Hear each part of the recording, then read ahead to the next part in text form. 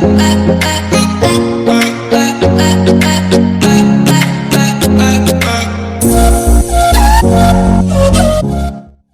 dear students, I hope you all are doing well. Students, in last class we have read about plant tissues and today we are going to read animal tissues. So dear students, let's begin.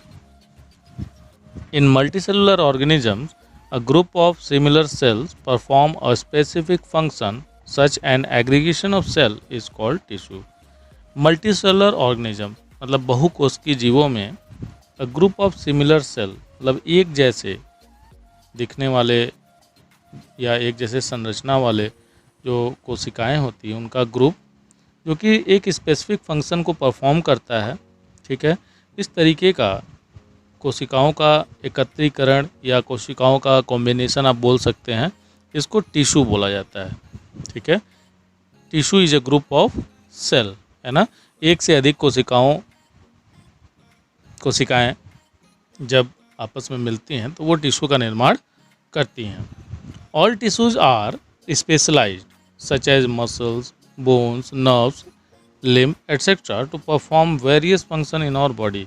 ठीक है, हमारे body में विभिन्न कार्यों को करने के लिए सभी टिश्यू जो है स्पेशलाइज्ड होते हैं। ठीक है, उनका एक कार्य जो है निर्धारित होता है, जैसे मसल्स, बोन्स, नर्व्स और limb. Organ are functional group of many tissues. ठीक है, और जो ऑर्गन्स होते हैं वो तमाम ढेर सारे टिश्यूज़ का जो है एक फंक्शनल ग्रुप होते हैं। मतलब सेल, जब ढेर सारे सेल आपस में मिलते हैं तो वो टिश्यू का निर्माण करते हैं, और जब एक ही जैसे ढेर सारे टिश्यू जो है जो आपस में मिलते हैं तो वो एक ऑर्गन का निर्माण करते हैं। ठीक है, organ is the group of tissue. On the basis of function, animal tissue are classified as shown in following chart. ठीक है, फंक्शन के आधार पर मतलब कार्य के आधार पर जो एनिमल टिश्यू हैं ये निम्न भागों में जो है क्लासिफाई किए हुए हैं, जैसा कि चार्ट में आप देख सकते हैं। Animal tissue is basically classified into 4 parts, that is epithelial tissue, muscular tissue, connective tissue and nervous tissue. Okay, so let's read about epithelial tissue. epithelial tissue के बारे में हम लोग पढ़ेंगे। It is the simplest and most fundamental tissue in animal which form essentially large sheet of cell covering all the surface of the body exposed to the outside world and the outer lining of internal or visceral organ. ठीक है, ये अत्यंत ही साधारण और fundamental tissue होता है जो कि एनिमल्स में पाया जाता है। ठीक है, which forms essentially large sheet of cell, जो कि कोशिकाओं का एक अत्यंत ही विशाल जो है समूह बनाता है। Covering all the surface of the body. ठीक है, और वो कोशिकाओं का जो समूह है वो बॉडी के ऐसे सरफेस को मतलब या बॉडी के हर एक सरफेस को कवर करते हैं जो कि बाहरी वातावरण के संपर्क में होता है। ठीक है, and the outer lining of internal और विसरल ऑर्गन। इसके साथ साथ जो एपिथेलियल टिश्यूज होते हैं ये इंटरनल ऑर्गन के बाहरी परत में भी पाए जाते हैं। ठीक है, या इसको विसरल ऑर्गन भी बोलते हैं। Epithelium also form much of glandular tissue of the body. इसके साथ साथ एपिथेलियम जो होते हैं ये बॉडी के अंदर बहुत से ग्लैंडुलर टिश्यू का भी फॉर्मेशन करते हैं। Hollow organ and body cavity which include blood vessel and serous membrane are lined by endothelium which is a type of epithelium. Hollow organ मतलब ऐसे ऑर्गन जो कि खोखले होते हैं या बॉडी कैविटी। ठीक है, विच इंक्लूड ब्लड वेसल, जिसमें कि ब्लड वेसल्स होते हैं और सेरस मेम्ब्रेन होते हैं। ठीक है, ये भी एक एपिथेलियल टिश्यू से जो है ढके हुए होते हैं या कवर्ड होते हैं, जिसको कि एंडोथीलियम बोलते हैं, which is a type of epithelium, जो कि एपिथेलियम टिश्यू का एक टाइप है। ठीक है, this tissue is highly cellular. ये जो टिश्यू है एपिथेलियल टिश्यू है ये हाईली सेलुलर होता है, मतलब इसमें सेल की जो संख्या होती है, सेल के जो नंबर्स होते हैं वो अत्यंत ही अधिक होते हैं, मतलब बहुत ज़्यादा होते हैं, ठीक है। With little or no extra cellular material present between cell, ठीक है। और इनके जो सेल्स होते हैं उनके बीच में बहुत थोड़ा या ना के बराबर एक्स्ट्रा सेलुलर, मतलब सेल के बाहर पाए जाने वाले मटेरियल प्रेजेंट होते हैं, ठीक है।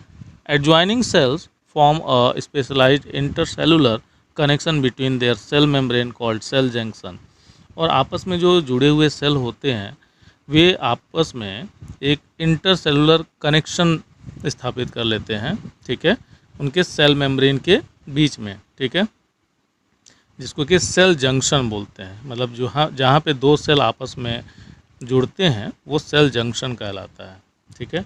द बेसल लेमिना और basement membrane, a matrix of glycoprotein and collagen, provide an attachment site for the epithelium, ठीक है। बेसल लेमिना या बेसमेंट मेम्ब्रेन जो कि ग्लाइकोप्रोटीन और कोलेजन का एक मैट्रिक्स होता है, ठीक है, ये एपिथेलियम को एक अटैचमेंट साइट प्रोवाइड करता है, separating it from underlying connective tissue, जो कि उसको एपिथेलियम के नीचे जो कनेक्टिव टिश्यू होता है उससे सेपरेट करता है। Epithelial tissue is nourished by substances diffusing from blood vessel in the underline connective tissue. जो एपिथेलियल टिश्यू होते हैं, ठीक है, ये इनको जो है नरिशमेंट मिलता है किस चीज़ से?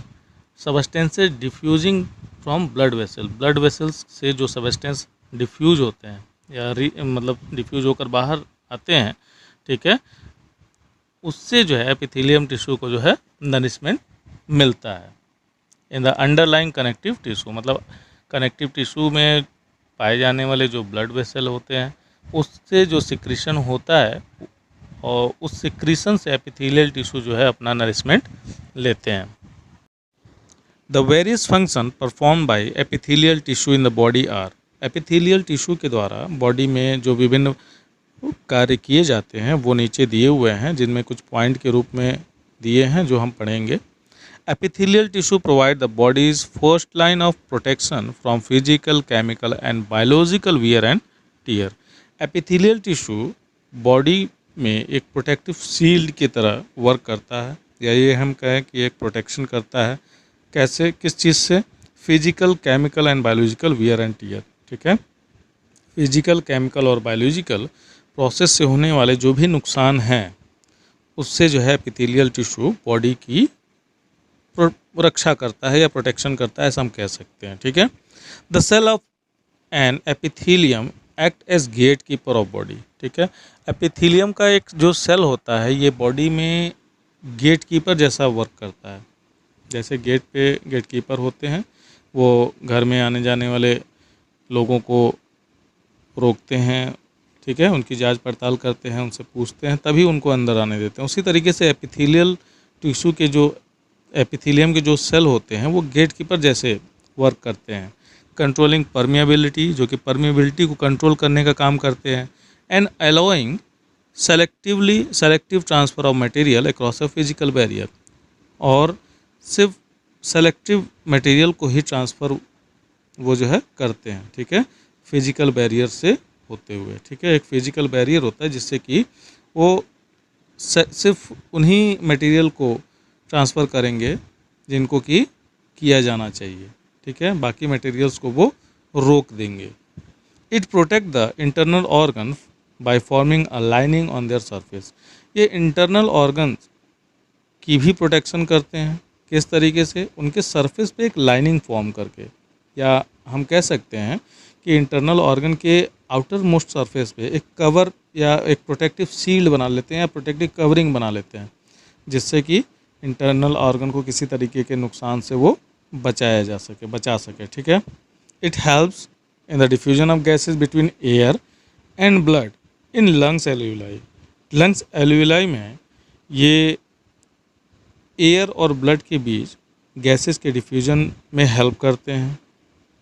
It helps in healing of wound, ये घाव को भरने में भी हेल्प करते हैं।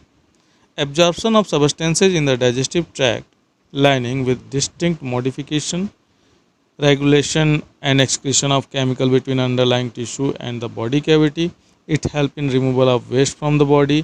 ठीक है, ये बॉडी से वेस्ट को रिमूव करने में हेल्प करते हैं. The epithelium of small intestine release digestive enzyme. Small intestine में जो एपिथेलियम होता है वो डाइजेस्टिव एंजाइम को रिलीज करता है. ठीक है. Epithelial tissue also has a sensory function as it contains sensory nerves in area such as skin, tongue, nose and ear. Epithelial tissue में sensory function भी होता है. ठीक है. क्यों? क्योंकि इसमें sensory nerves पाए जाते हैं जो कि स्किन, टंग और नोज़ और ईयर वाले एरिया में पाए जाते हैं. Okay students, that's it for today. In next class we will read about types of epithelial tissue. Till then, bye.